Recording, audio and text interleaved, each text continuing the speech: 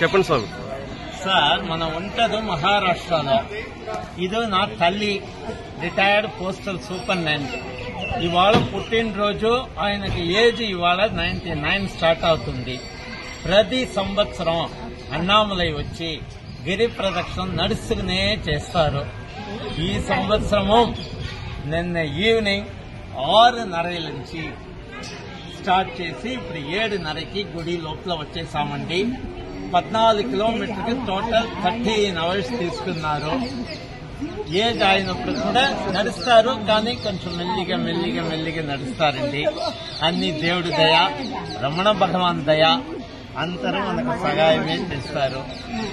గిరి ప్రదక్షిణ మీరు చేశారంటే మీకు లైఫ్ లో ఏ ప్రాబ్లము రాదంట రమణ మహర్షి చెప్తున్నారు. మనం చెప్పలేదు, అది రమణ మహర్షి. పౌర్ణమిలో మాత్రం చెయ్యాలా, అలా ఏమి కండిషన్ లేవు, ఎప్పుడు చేయొచ్చు, అన్ని రోజులు చేయొచ్చు గిరి ప్రదక్షిణం.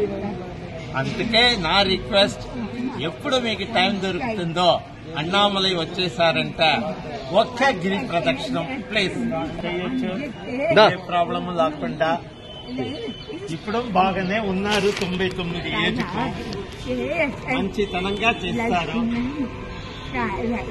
ఇప్పుడు కొంచెం చూపులు తక్కువ, అది ఒక ప్రాబ్లం. ఇప్పుడు 9 ఇవాళ 99th బర్త్డే. గురుభ్యో నమః. అందరికీ శుభోదయం.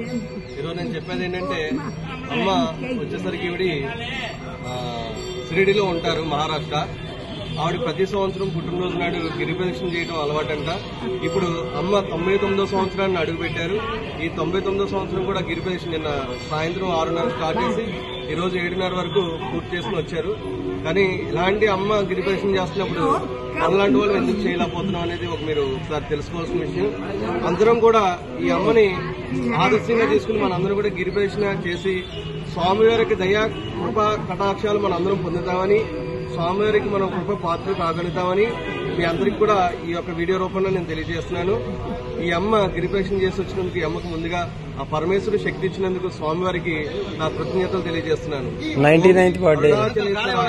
నమో అరుణాచలేశ్వరాయ నమః. అన్నామలయానికి అరగరోగరాజాయ సాయిరామ్.